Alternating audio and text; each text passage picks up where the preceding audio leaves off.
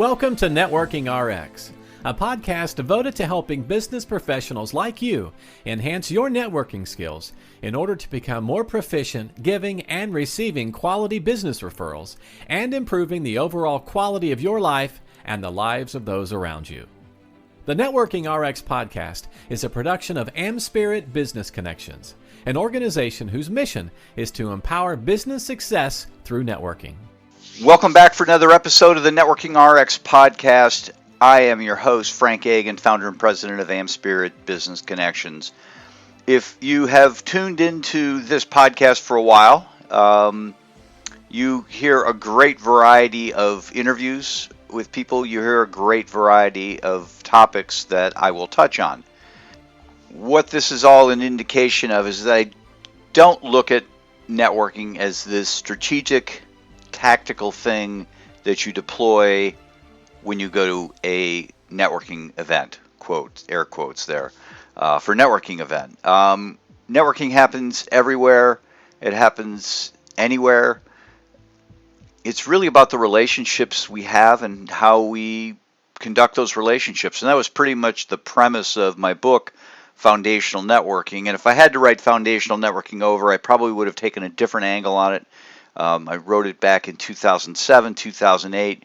And like all of us, I just continue to learn. I continue to learn each and every day about relationships. And I think we all do. There are countless studies that are going on at major research universities, in the sociology department, the psychology department, behavioral economics. They're really picking apart all the things that we know or don't know about relationships and how we interact with one another, how we interact with ourselves. And so I touch on a lot of those topics. One of the topics I hit on quite a bit in this podcast series is small talk. I think small talk is really important to networking. You're at an event, you're running into somebody for the first time, you're having that first call, you engage in that small talk, that seemingly no value to it conversation about pretty much nothing. The weather, the game, tell me about you, where are you from, what was it like growing up in Green Bay, Wisconsin, so on and so forth. Small talk is really important to getting relationships kicked off. And I have, again, detailed that in many different episodes of this particular podcast. And there are studies out there that show that when we engage in this small talk, our brains tend to not light up, but go through this shortcut process called heuristic processing. And when we're engaged in small talk, we're more likely to trust somebody sooner than if we get right down to brass tacks with somebody, get right down to business. And so small talk is important for building relationships. But small talk, and small talk is pretty much part of really all conversations. There are people that I've known for years, and they kick off with small talk. And I'm not exactly sure why. Maybe it's just a reminder of, hey, we're friends. Let's get this kind of in the right Let's get this conversation in the right channel. We're friends. Whereas if you jump right in with somebody and you don't have that small talk, the conversation has a different vibe. So small talk is important. But what I want to do over the next two podcast episodes, today and when I speak again, next time I'm talking, there'll be a couple interviews in between. I have lots of interviews lined up. In the hopper in various forms of production with some great people out there. But I want to talk about non-small talk conversations. Let's call it big talk conversations as opposed to small talk conversations. And those are important as well if you stop and think about it, because whenever you have a relationship, whether it's a friendship, it's a coworker, it's a significant other, the relationships don't always hit on all cylinders all the time. Even when you see people out there with the best of relationships, the relationships kind of sour Not entirely, but temporarily, right? And if you've been married for a long time, you'll realize that, there's a communication breakdown. There's something there. Yeah, there's the honeymoon phase and everything seems to be fine and you kind of overlook a lot. But as you move along in the relationship, there are things that bother you, that didn't bother you before. Um, for whatever reason, I'm not a marital expert, but this is the same thing with people who are in long time business relationships. They don't see eye to eye from time to time. And that's perfectly natural. Friends don't see eye to eye, and that's perfectly natural. Just saw a post on Twitter by Dr. Adam Grant. Basically, I'll paraphrase, basically saying if you and somebody else agree all the time, somebody is not being candid. Um, because it's just not possible that we agree on everything. And I'm not going to get into politics here, but that's certainly a great proving ground. I mean, um, there are people on the left and there are people on the right. And even with respect to the people on the left or the people on the right, there's disagreements as to really what the right looks like or what the left looks like. Or there are people who are somewhere in the middle who like a little bit of the left and like a little bit of the right and kind of have their own view. And I think if you did a poll of everybody with all sorts of different questions on gun control, pro-life, welfare reform, things like that, schooling, so on and so forth, that you would have probably no one who agreed on everything. 330 some million people in this country, and no two people would agree on everything in the same way with the same amount of passion. So we get sideways with one another from time to time. So I want to talk about these big talk conversations, and I want to do it in 2 sessions. The first session is just going to be talking about really what these things look like and how they go awry and why we're not necessarily equipped to make them go the right way. And in the second part, what I want to do is I want to talk about how to tackle these things. There's a wonderful book out there, and again, I'll talk about this more next episode when I'm talking. Wonderful book called Crucial Conversations: Tools for Talking When the Stakes Are High. It's a very insightful book. It's rich with information. I was in a mastermind group several years ago, and it was one of the books that we really dug into. And I think we all had our eyes open quite a bit with respect to it. So anyhow, that's next time. But what I want to talk about are these big talk conversations, or using the term from the book, crucial conversations. And these things happen every day. Small talk happens all the time, but crucial conversations happen all the time. You're talking to a peer or subordinate or your superior. And these things are, again, day to day, but they certainly affect your life. And they tend to have, huge impact on the quality of your life. If you don't deal with the significant other or the subordinate or the boss, it's going to have an impact on your life. You might have. I was talking with my wife about another company that they're recruiting people from, and it's really been very easy because the boss is very cantankerous towards staff members, and they're one by one. They're just going and finding other jobs, and so doing a very poor job. Not with the small talk, but with the big talk, these crucial conversations that happen all the time. But these conversations are important. These conversations with this boss and subordinates are important. Your conversations with your significant other are important. Conversation with anybody in your network is important. But it can't always be this feel-good, hey, did you see the game? How about the weather? Small talk sort of things. Those are important as well. Those are important to get things going, but it's these crucial conversations that are important. And so we tend to handle these conversations in 3 ways. One, we'll avoid them. Oh boy, I'm just not going to go. I don't want to talk to that person. Um, the second thing is that you can handle them poorly. And there's a couple of ways that you can certainly handle them poorly. Or the third way is you just handle them well. You figure it out, and I've kind of come to this revelation. I've got a number of great franchisees, and I find that I'm always not at odds, but there's always some sort of challenge between myself and a franchisee. It's not the same franchisee. It's always someone different. Um, Something is smoothed over here, and then you have a problem here. My friend and franchisee, who we've locked horns, Tom Anderson, he calls it whack-a-mole because he sees the same thing in his business.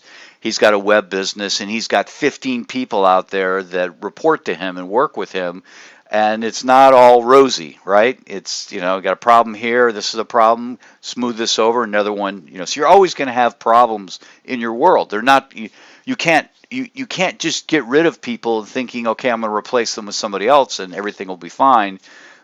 It's inherent in relationships. And we're really designed wrong when it comes to having these big talk conversations, these crucial conversations. And the reason is that through generations of genetic shaping, humans tend to handle challenges certainly with communication, one of two ways. Really, anytime we're challenged, we handle it in one of two ways, and this is our primitive brain. It's fight or flight, right? I mean, it's just that something is as old as time, and our brains have been kind of hardwired to when you're faced with a challenge. It doesn't have big teeth, big claws necessarily, but when you're faced with that challenge, that primitive part of your brain kicks in, and that's all it knows: stand and fight, or cut and run. Now, in the talking world, obviously in the human battling world, fighting is taking up arms, and flight is running. But in the conversation world, where you're dealing with somebody, maybe it's a vendor, maybe it's a coworker, maybe it's a boss, maybe it's subordinate, and you're confronted with this challenging situation, the fight aspect manifests itself in responding in a way that's probably not productive. And there's a million examples of that. The fleeing piece of that, of the fight or flight, is just not doing anything, not saying anything, clamming up and just being quiet. And neither of those are good responses. You back to the three options. When stakes are high, opinions vary, emotions are running strong on something, and it doesn't have to be anything. It doesn't have to be anything major. Basically how the newsletter's laid out could be something where you have a strong opinion based on your input on something. Avoiding them is the flight. Is okay, I'm just not going to say anything. It's not worth the battle. It's not a hill worth dying on. And that can be certainly a response. If it's not worth the battle, then you might just want to walk away from it. But it might be worth the battle, and you handle it poorly. You kind of hit it with a fighting response. And what I mean, I don't mean a physical fight, but I mean a saying something that can be hurtful. And then the third way is obviously handling it the right way, and that's what I want to talk about in the next episode, is how we handle these situations. But for this episode, I really want to just focus on getting you thinking about these conversations, these high stakes, opinions, very emotionally charged conversations we have with people for whatever reason. And I know I'll probably have 3 or 4 before the day is over. not because it's a bad day, just because it is a day. And every day, these things sort of happen. You know, people want things and they want them now. They're not happy with how they're being treated. They don't feel like they're being heard. And my opinion on those things might vary. They may have heard me say something and take it out of context, or maybe I'm speaking the truth and they just don't like it. But those are, or maybe I'm just dead wrong, and that's possible too. But those are all the situations that we kind of run into. Small talk is great. Love small talk. But to ultimately have a relationship, a long-term relationship, you're going to run into these big talk challenges. It's going to move beyond small talk. It has to move beyond small talk at some point in time. Small talk is important. Don't get me wrong. I'm a huge advocate of small talk. I'll have a number of small talk conversations today, starting when I see my assistant. And I'm recording this. It's a Monday morning. Seeing her and saying, hey, how was the weekend? What'd you do? And being genuinely interested because she matters. And I'll probably reach out to other people, and it'll start people that I know and have interacted with quite a bit, and it'll be a small talk conversation.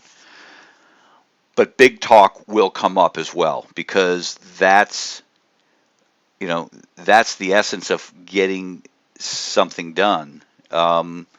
And that's really the core of successful conversation, where there's this free flow of information.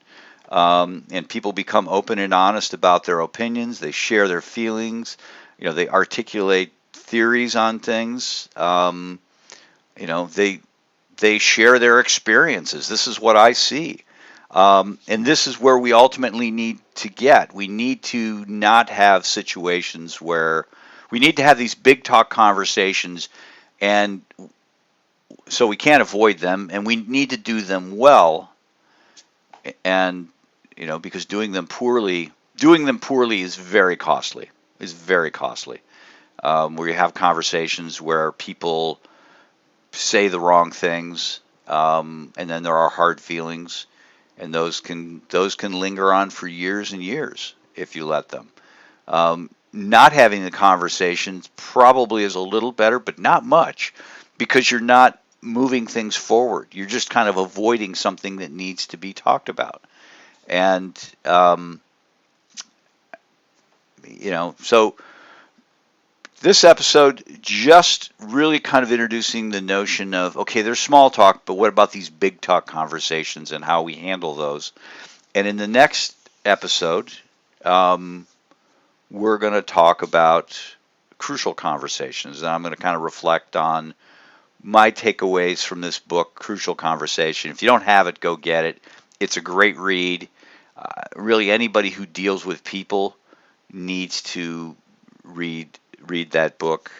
Crucial Conversations, Tools for Talking When Stakes Are High. Patterson, Grenny, McMillan, and Switzler.